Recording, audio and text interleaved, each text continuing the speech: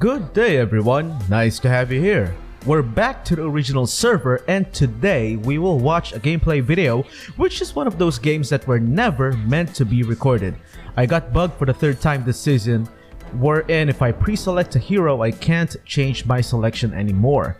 I was supposed to play Franco in this game since I was the last pick until my teammates already picked fighters. Sadly I got stuck with Argus and that's when I decided to record the game instead.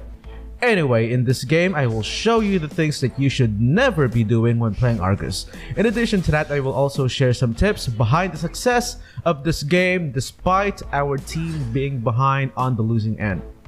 Before we continue though, I want to give my shoutouts to Nikki Bros NB, John Victor Maderazo, Mr. Infinity, Crazy Owl, and Akosi Yeah.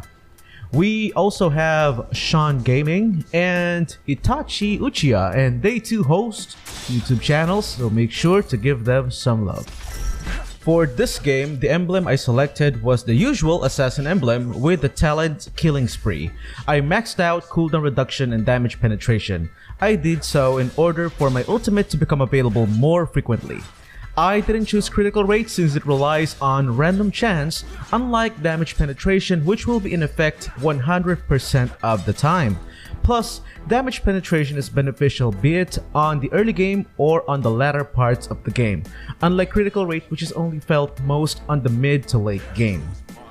In addition to that, I went ahead and chose Killing Spree due to the movement speed it provides for every kill and the regeneration effect as well, which makes Argus even deadlier when going on a killing rampage.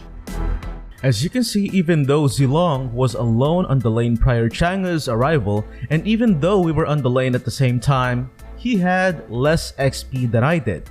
And that, my friends, is because of a strategy called zoning. Zoning is one of the essential strategies one must know. It's usually effective when playing range heroes, especially mages or heroes with the abilities to burst early. Melee heroes can do it too, however there are risks involved. What you do when you attempt to zone out enemies is you play aggressively and force them to go outside the gold and XP zone. What this does is it forces the enemy heroes to lose out on either gold or XP, or sometimes possibly both. If you're using a melee hero though, act with caution since zoning means you could be in too deep the enemy side of the map, which makes you prone to ganks. One way of lowering the risks is only attempting to zone out the enemy when your minion is about to die. Here, watch this clip. Initiate retreat. Show yourself, you foolish beast. When this minion dies, observe what happens to Zilong's experience. Retreat. As you can see, he didn't gain an experience at all, and that's because he was too far out from the XP and gold zone of the minion. Therefore, that's already a disadvantage for that enemy Zilong. After what they see, I'm afraid it will be rough, Emma.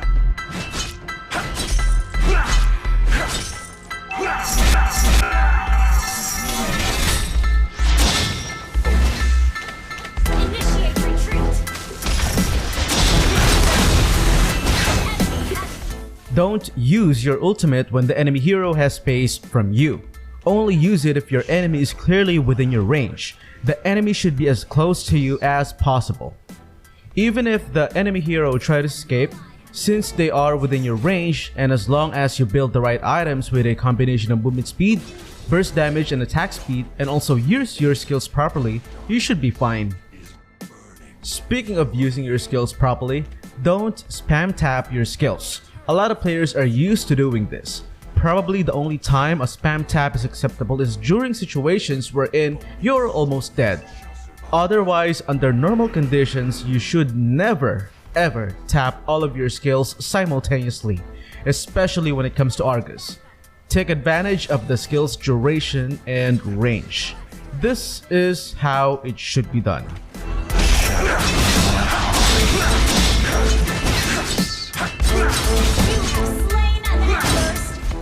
As you saw, the one on the right is the correct way of using Argus skills.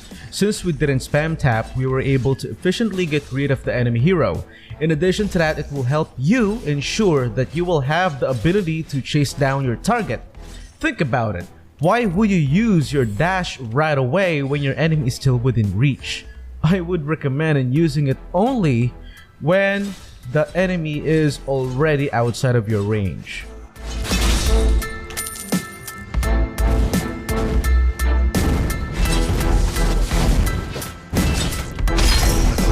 Immortality or death!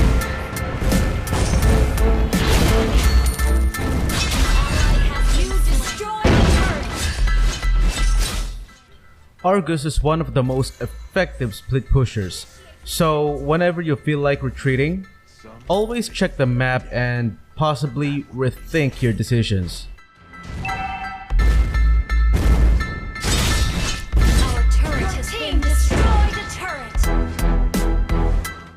It's always best if you are only going to commit to clashes or overcommit to split pushing if your ultimate is available. Otherwise, don't. Keep in mind that without your ultimate, Argus is extremely frail and vulnerable to ganks. You have slain an enemy.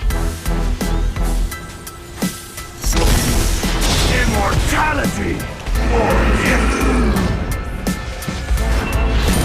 Slain. Our turret is under attack.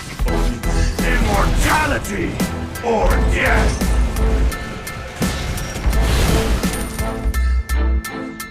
The shadow in my heart is Initiate retreat. Ally has been slain. You have slain an enemy. immortality! Since I already have enough items, I was a bit confident in getting the Lord. However guys, it's important that you also have a contingency plan. Don't overcommit on taking the Lord, and in case something goes wrong, make sure that you have a backup plan.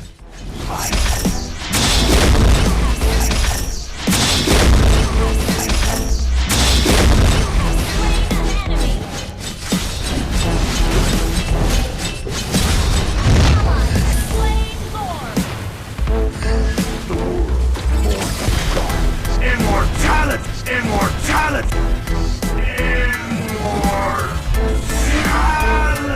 Immortality! Or death! Double kill. Your team destroyed a turret. Only the strong survive.